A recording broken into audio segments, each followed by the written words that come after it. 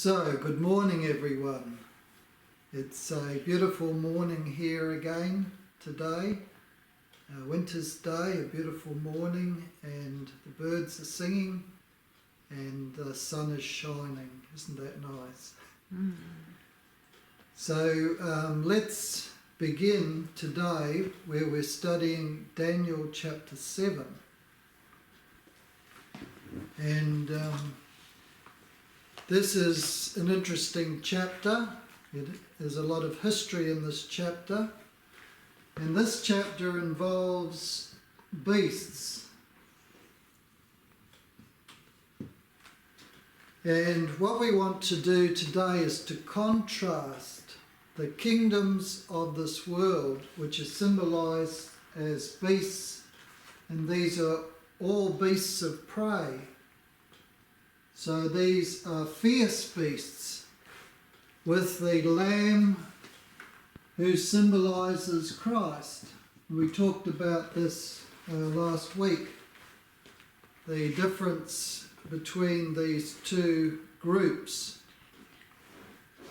And the way that heaven operates and the way that this earth operates are two different ways. Some things naturally are in common, but generally speaking, heaven is based on love, and love only. It says God is love.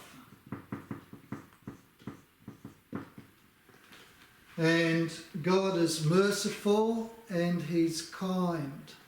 And this is represented in the life of Jesus, who is the Lamb. And if you've ever had dealings with lambs, little lambs, you'll find that they are very nice little animals. But here we find that these beasts represent kingdoms in the earth, and they have a different kind of nature.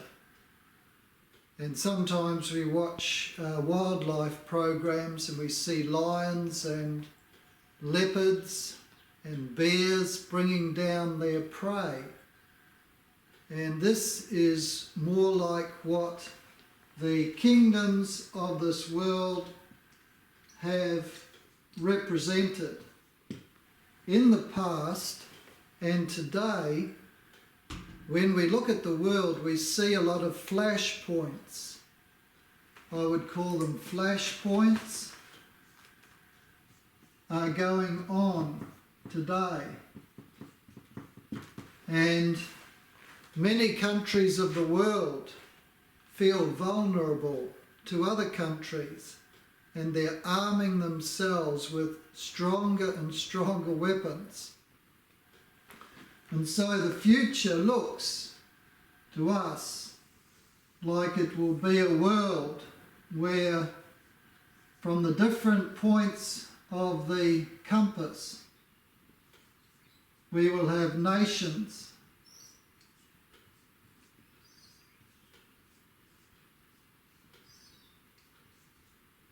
with weapons pointed at each other, including atomic weapons. And this is a sad state of affairs. And in the scriptures, let's just go for a moment to Revelation chapter 7. We see that it's actually God who's holding back these nations. Now, there is diplomacy in the world. Revelation 7. There's diplomacy in the world, but angels are behind the diplomacy. Angels are influencing leaders to draw back from these conflicts. But the leaders themselves, sometimes they want to do it. They want to go to war with each other. But it's the angels who hold back a lot of these conflicts, but some places, some situations cannot be held back because men are so determined to battle against each other. Let's go to verse 1 of Revelation 7. And after these things I saw 4 angels standing on the 4 corners of the earth, holding the 4 winds of the earth, that the wind should not blow on the earth, nor on the sea, nor on any tree.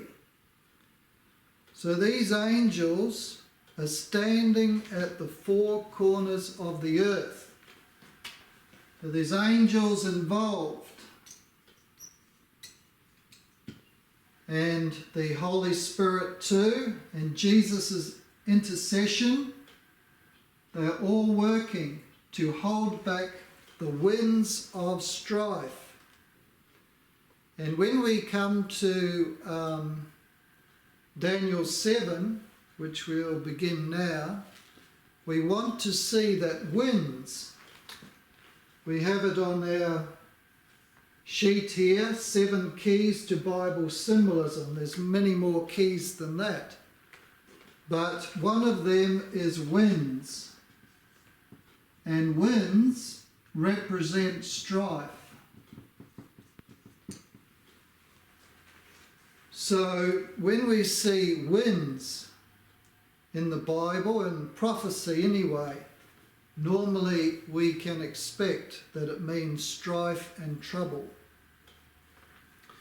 Now Daniel 7 is about nations striving for the supremacy and kingdoms striving for the supremacy. So let's go to Daniel 7 and we'll start at verse 1. In the first year of Belshazzar, king of Babylon, Daniel had a dream and visions of his head upon his bed. Then he wrote the dream and told the sum of the matters. So Daniel was still in Babylon at this time, and he had this dream. Daniel spake and said, I saw in my vision by night, and behold, the 4 winds of the heaven strove upon the great sea. So sea in Bible prophecy is defined in Revelation 17 verse 15. We'll just go there for a moment. And we'll see that these winds striving on the great sea are not literal winds striving on a literal sea. So we go to 17 verse 15.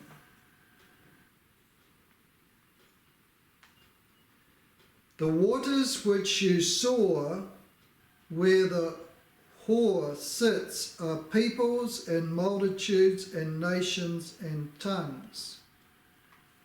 So waters, and sea is waters, it represents people.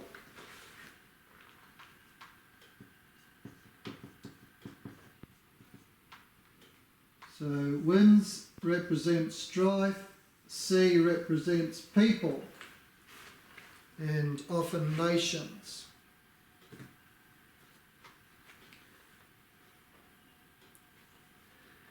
And 4 beasts, great beasts, this is Daniel 7 verse 3, and 4 great beasts came up from the sea, diverse one from another.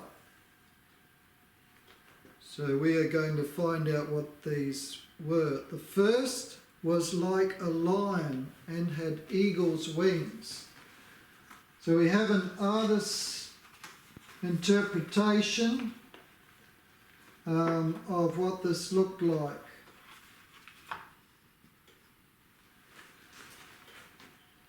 Here, and it was a lion and had eagle's wings, 2 wings.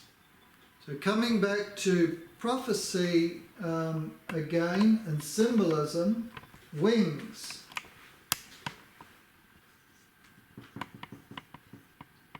Wings on a beast represent speed.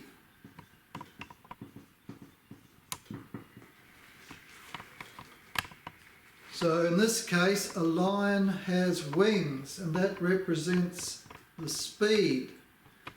And we'll see that this lion represents Babylon, the kingdom, which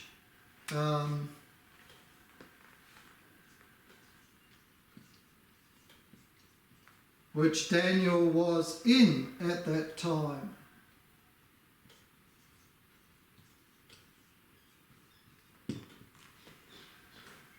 And this kingdom was represented as a lion. Whoops, sorry, I've made a mistake there. This kingdom was represented as a lion.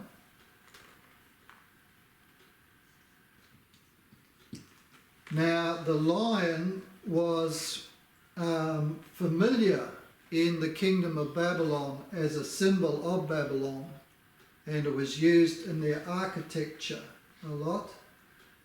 And this lion had wings, showing that it conquered quickly, it moved quickly to conquering.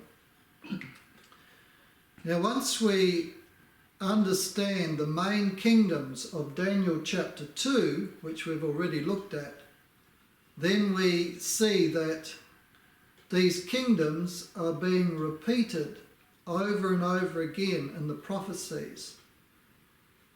Now we may ask the question, why is God repeating this? And it's because it's very important, but also we are getting additional information in each time he brings in these kingdoms and explains them. So here Babylon is represented as a lion with eagle's wings. And if you listen to the Daniel 2, you will find that the power which came after Babylon and conquered Babylon was the Media-Persian power. So let's go on in verse 4 of Daniel 7. The first was like a lion and had eagle's wings. I beheld till the wings thereof were plucked, and it was lifted up from the earth, and made stand upon the feet as a man, and a man's heart was given to it. So the kingdom of Babylon started as a very strong kingdom under King Nebuchadnezzar, but the kingdom developed into a weak kingdom under his grandson, who was ruling at the time that Daniel had this vision, Belshazzar. And behold, another beast, a second, like to a bear, and it raised up itself on one side, and it had 3 ribs in the mouth of it, between the teeth of it. And they said thus unto it, Arise, devour much flesh. So next we have this bear.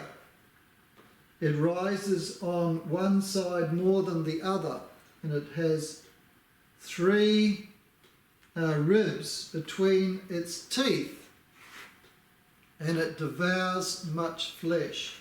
So the second one was the kingdom of the Medes and the Persians. The same as in the Daniel chapter 2 again.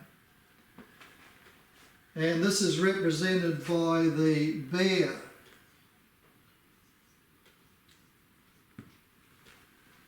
Now, how this came about, very briefly, is that Babylon was a very strong city, and it was basically impregnable. The river Euphrates runs through Babylon, through the middle, and they had agricultural land there, and they had water.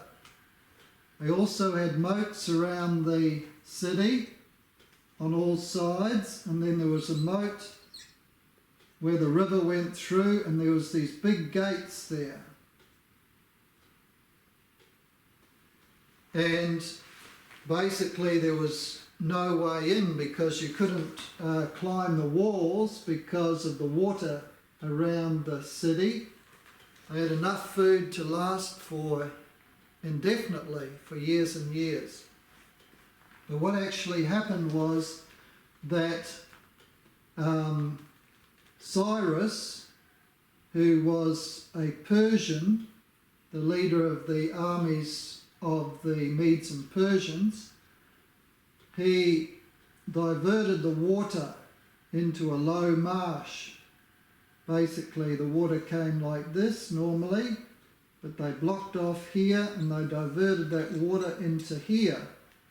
This made it possible to go into the inside of the city through the dryish river bed. And meanwhile there was a party going on inside, and everyone was basically drunk and participating in the party. They never thought that the Medes and Persians could get in. And so even these gates inside were unlocked, and the Medes and Persians just came in and took over the city. And this was prophesied in the book of Isaiah, and you can see that the name of Cyrus the Persian, is mentioned by name.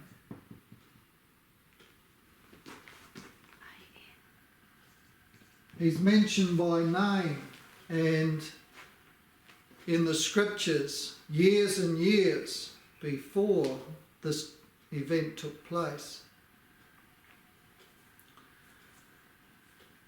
Okay, so the next.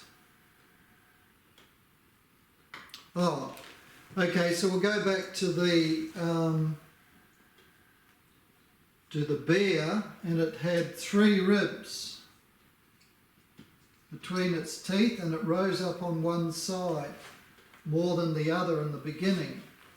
So initially, the Medes and the Persians were ruled by Darius, who was a Mede, and the Medes were more powerful.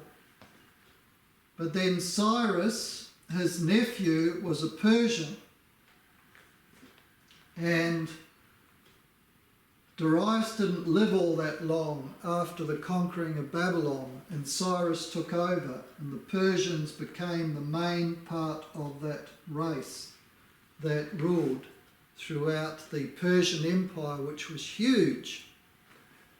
Now the 3 ribs represent between his teeth, represent the main countries or provinces that were beaten in battle in order that they could come to power, and that was Egypt,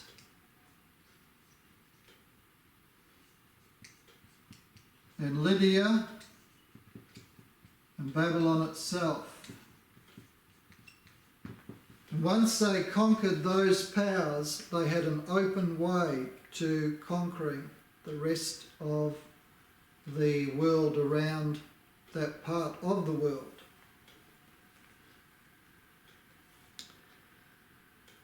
Okay, now verse 6. After this, and I beheld, and lo, another like a leopard, which had upon the back of it 4 wings of a fowl. The beast had also 4 heads, and dominion was given to it. So the next one is a leopard.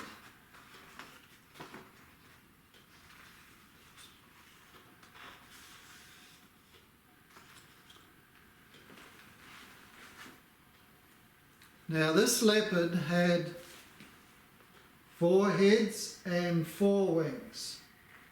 And we know from that information that this leopard, this power, this kingdom moved very quickly. And the kingdom which destroyed the Persian kingdom was the kingdom of Greece. And this work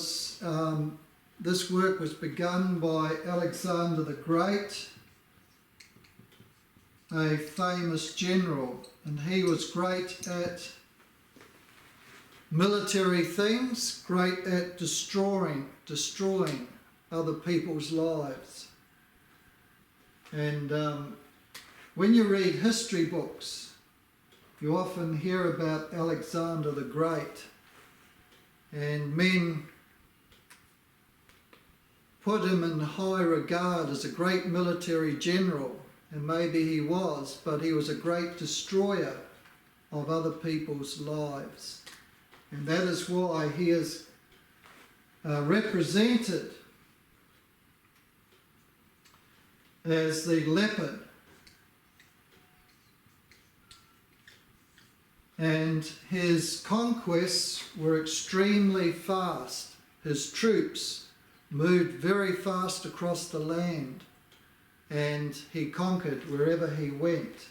And so he had 4 wings. Babylon had 2 wings, but the leopard, Greece, had 4 wings. And Medo-Persia was like a bear, a bit ponderous and slow, apparently, and it had no wings.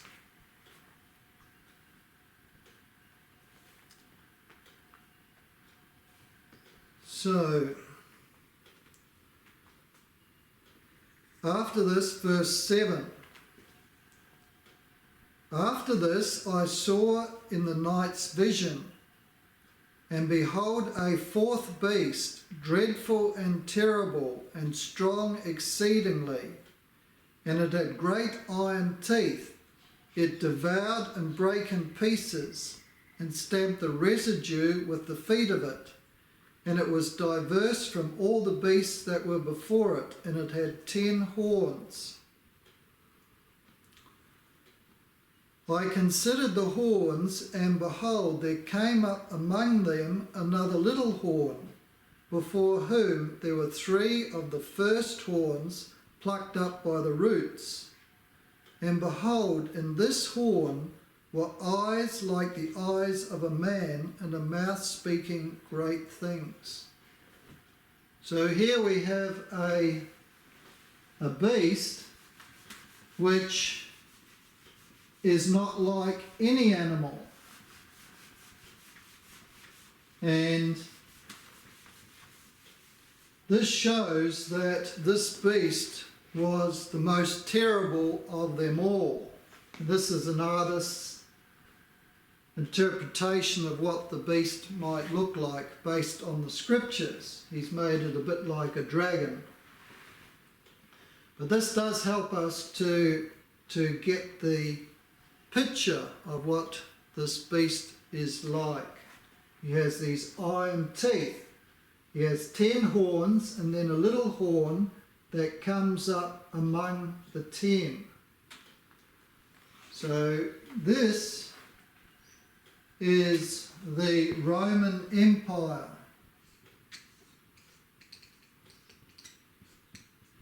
And you remember that when Jesus lived, who was in power at the time when Jesus lived? The Romans, weren't they? The Romans was Pilate, a Roman who approved of the putting of Jesus to death. And what a cruel death it was, wasn't it?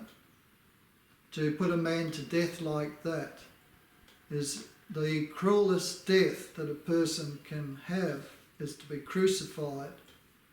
And so it was merciless what they did to Jesus. And that's why they are outlined as beasts. So we can say that this is the dreadful beast.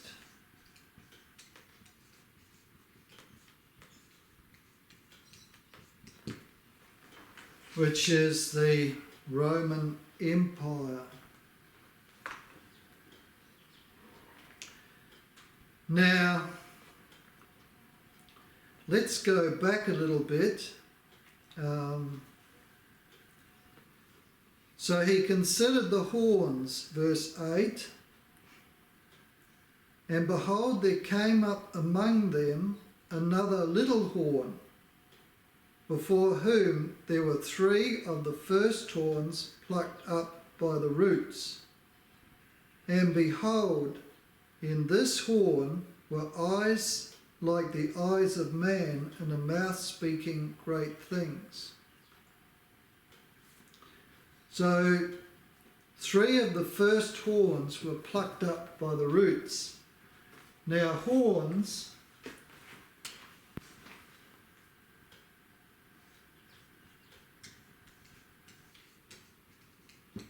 So when we come to the interpretation, we might fill in more details, but each one of these is a kingdom, and horns and heads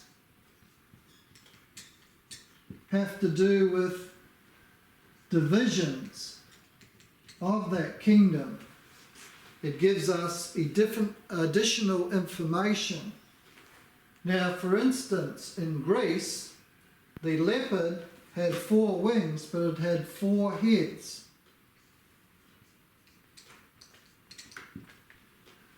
And Alexander the Great was the one who did most of the conquering. But he died at, I think it was 34 or 32, at a very young age. Alexander died. Maybe 34, as I remember it. He died, and then his kingdom was divided between 4 generals. So the 4 heads equal 4 generals who divided the kingdom of Greece between them, and his children didn't rule that kingdom.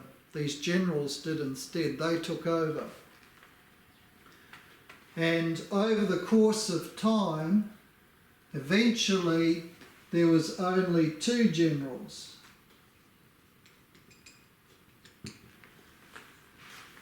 But initially there was the 4, and that lasted for quite some time, which was Cassandra, Lysimachus, Seleucus, and Ptolemy. They were the generals.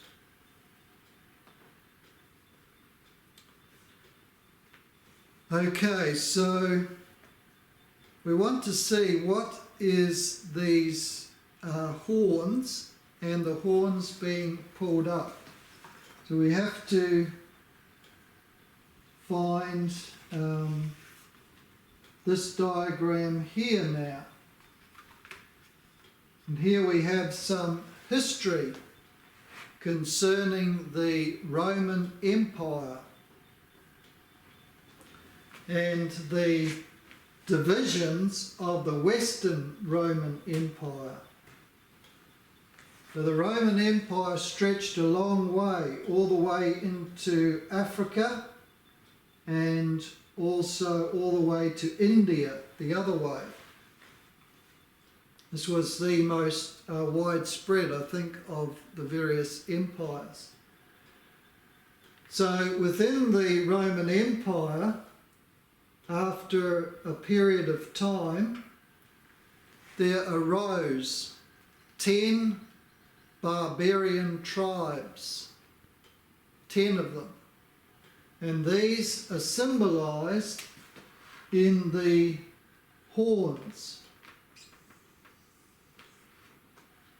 So from the Roman Empire came 10 horns. And 3 of them were to be plucked up. So there would be 7 remain, and 3 would be plucked up.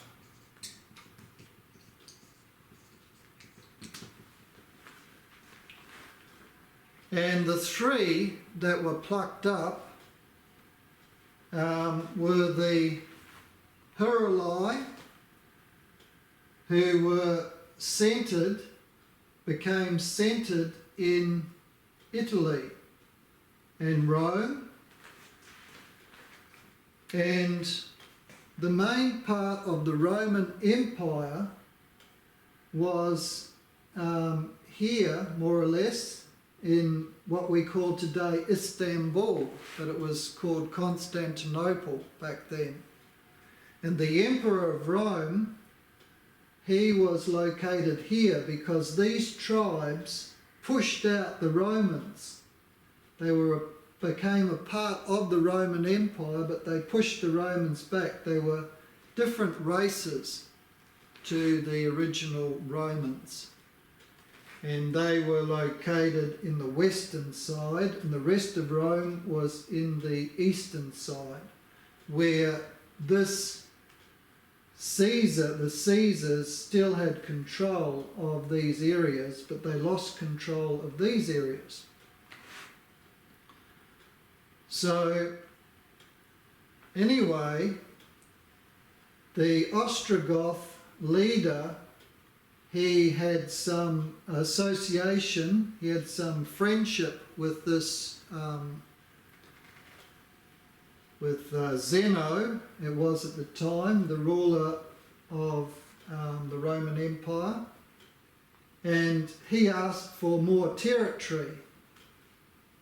And Zeno said, why don't you take Italy? And so he moved into Italy and destroyed the Huruli. And that was one of the roots that was plucked up. It's one of the nations that was plucked up by the roots. So the Ostrogoths then ruled in Rome and throughout Italy. Then the Roman Emperor Justinian, who was a later emperor, he had a dream, and he dreamt that he should send a contingent of soldiers, a very, very large contingent, against the Vandals and against the Ostrogoths. There was a controversy between these nations, and it was that the Ostrogoths, the Huruli and the Vandals were Arian Christians, and they didn't believe that Jesus was truly God. Whereas the other ones, the other kingdoms, they tended more to believe that Jesus was God, and they supported the Roman Empire here more than the others. So the Roman leader wanted to get rid of the Ostrogoths, the Huruli and the Vandals. And the Huruli were gotten rid of by the Ostrogoths themselves. So then he sent this big army. They came down into Africa, the top of Africa here, and they destroyed the Vandals. The Vandals had been attacking the Roman Empire for many years, and they had plundered it. But finally, the Romans were able to destroy the Vandals, and then from North Africa, that same army went into Italy and destroyed the Ostrogoths. So 3 nations were plucked up completely. And what we have in Europe today are the remnants of these tribes, these barbarian tribes which grew and grew and grew. So we have I'll just give you a little bit more information on this, that these tribes, the Alemanni, are located in what is Germany today. The Franks are based in France. The Burgundians are based in Switzerland. The Suevi are based in Portugal, here. The Visigoths are based in Spain. So this is the origin of these peoples today. The Anglo-Saxons are based in England. And the Lombards, they eventually came into Italy. And then the other three tribes were destroyed. So when Rome was and Italy were ruled again by people sympathetic to the Roman Empire, Justinian, who was ruling at the time, he made a decree and he gave rulership of this part of the world and also the religious side of everything into the hands of the bishops who were located in Rome. And from that decree of Justinian, which was given in 538 AD, from that decree of Justinian to give power to the bishops of Rome,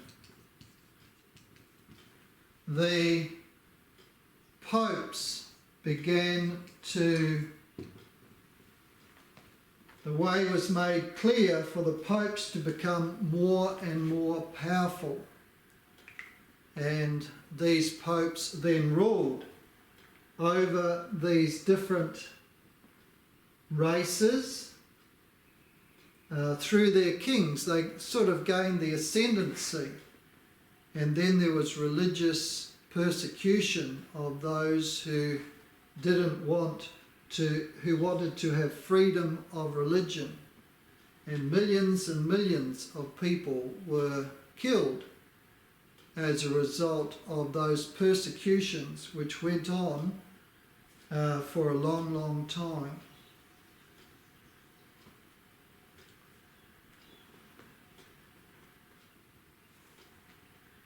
So let's go now to, we'll have to skip a bit here, to verse 11. I beheld then, because of the voice of the great words which the horn spoke. So now we're talking about the little horn. You can see here that this little horn is coming up. And this little horn then begins to speak.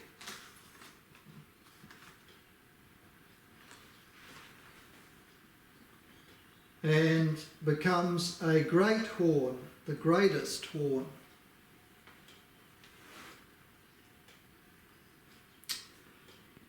So we'll read verse 11. I beheld then, because of the voice of the great words which the horn spoke, I beheld even till the beast was slain and his body destroyed and given to the burning flame. As concerning the rest of the beasts, they had their dominion taken away, yet their lives were prolonged for a season and time. And then we'll skip some verses. Verse 15. I, Daniel, was grieved in my spirit in the midst of my body, and the visions of my head troubled me.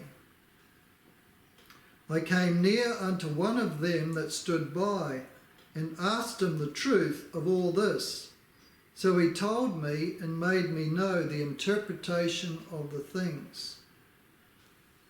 So Daniel was puzzled by all this. He understood from the Daniel 2 prophecy who the main players were in this.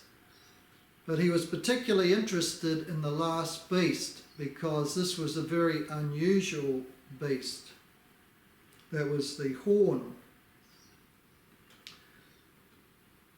So, verse 16, I came near unto one of them that stood by and asked him the truth of all this. So he told me and made me know the interpretation of the things.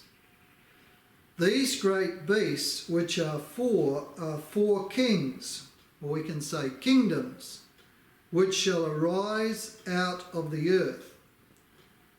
But the saints of the Most High shall take the kingdom and possess the kingdom forever, even forever and ever. Then I would know the truth of the fourth beast, which was diverse from the others, exceeding dreadful, whose teeth were of iron and his nails of brass, which devoured, brake in pieces, and stamped the residue with his feet. And of the 10 horns that were in his head, and of the other which came up, and before whom 3 fell, even of that horn that had eyes, and a mouth that spake very great things, whose look was more stout than his fellows.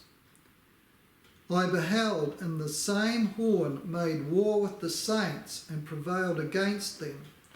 The little horn made war with those who were seeking to be obedient to what God had put in the scriptures, those who had a living experience with Christ.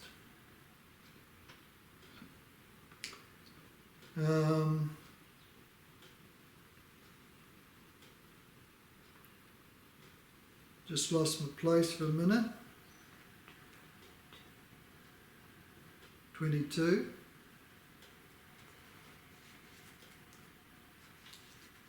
Okay, so I don't think it's 22. We'll go to 24. And the 10 horns out of this kingdom are 10 kings which shall arise, and another shall arise after them, and he shall be diverse from the first, and he shall subdue 3 kings. And he shall speak great words against the Most High, and shall wear out the saints of the Most High. And they shall be given into his hand until a time and times and the dividing of time. Here we have a prophecy of how long these events would take place. And it was for a very long time. And we know from other prophecies how long a time, times and dividing of time is. We don't have time to go into this at the moment, but it's 1260 years. This little horn would make war upon God's people. So he came to power in 538, and he continued till 1798 AD. And during that time, there were millions and millions. Some people say 30 million, some say up to 150 million people who were destroyed by the little horn power. And certainly this was a beast, a fearful beast, a dreadful beast. And that is the time of the Dark Ages. And it was a fearful time to live in if we had lived then. So this power would wear out the saints of the Most High and think to change times and laws.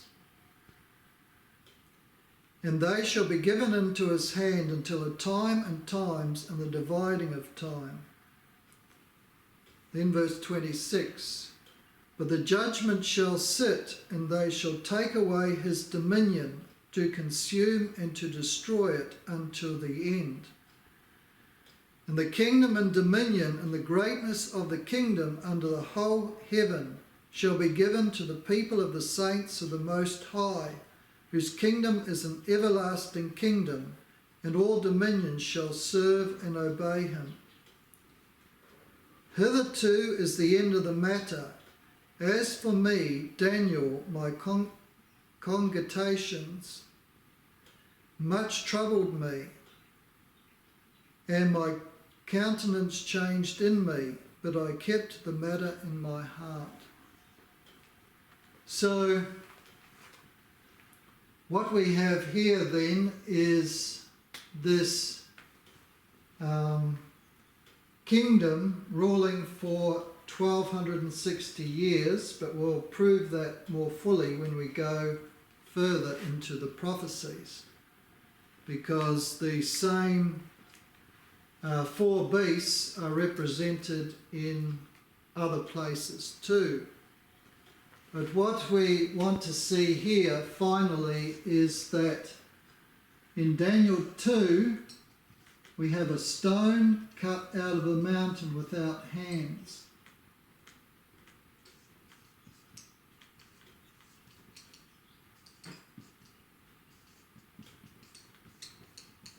And here we have another teaching once again that God's kingdom, which will be a kingdom of truth, a kingdom of love, will eventually take over from the kingdoms of this world who operate using force, destruction and death to their enemies. And the kingdoms of this world who work in that way will cease. And Jesus said this.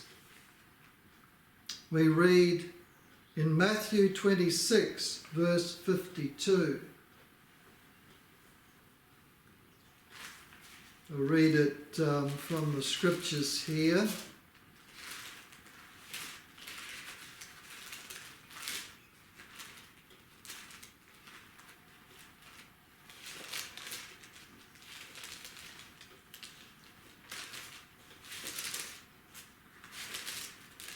Matthew 26 and verse 52. Then said Jesus unto him, Put up again thy sword into his place, for all they that take the sword shall perish with the sword. Thinkest thou that I cannot now pray to my Father, and he will presently give me more than 12 legions of angels? So those that take up the sword shall perish with the sword. Kingdoms that are built on the basis of force, deception and aggression will perish. They'll pass away. And each one of those four kingdoms was built on those principles. Babylon conquered her neighbours. Medo-Persia, they took over from Babylon. They destroyed the Babylonian kingdom by force. Then we have Alexander the Great, who wasn't great. He was a great destroyer, who also ruled by force, and his personal kingdom finished at the age of 34. Who would want to finish their life at 34? He gained the whole world in his hands through his prowess at destroying others. But at 34, he died. And his kingdom went to his generals, and they soon fought against each other. And so the destruction went on and on, everyone wanting to be the biggest, the best, the strongest. And this made terrible suffering for the people who ruled in the places that these battles, that these armies, that these people ruled. Life was a miserable thing. And then finally we have the Roman Empire, the dreadful beast that ruled and destroyed the Grecian Empire. They took over Macedonia initially, but then they ruled throughout the then known world. And from the Roman Empire we have this little horn which came up and which also destroyed anyone who wanted to live the Christian life according to the dictates of conscience, and also attacked other nations as well to bring them into subjection to itself and its religion.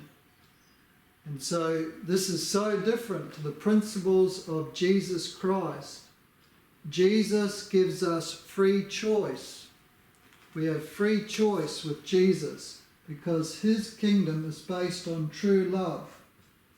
We have free choice. And we must guard the freedom of religion.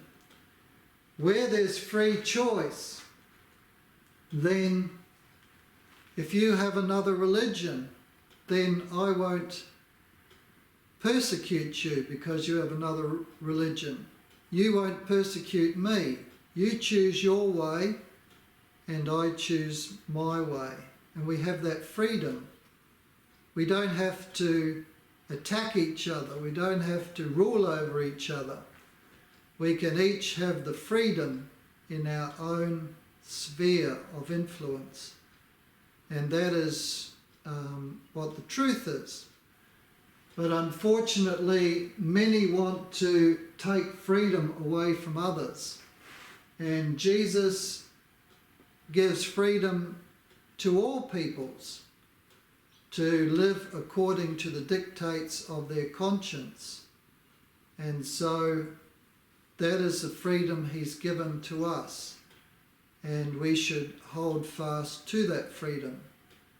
And Jesus is the wonderful Lamb that was slain for us. And the Lamb is a good picture of his character. He's also the Lion of the tribe of Judah, but he's only a lion in the sense of the noble side of the lion. But he's not a beast of prey. Jesus is not a beast of prey, he's a lamb. So let's focus on the Lamb and what he can do in our lives to make us lamb-like too, so that we can represent his character on this earth. And the weapons of carnal warfare that these powers have used have no place in the kingdom of Jesus, have no place in the true religion of Jesus. They will be disposed of and they will not be used. So when we begin the next chapter, we will talk about Christ's kingdom a little bit more and what it's like. So let's stop now. Thank you.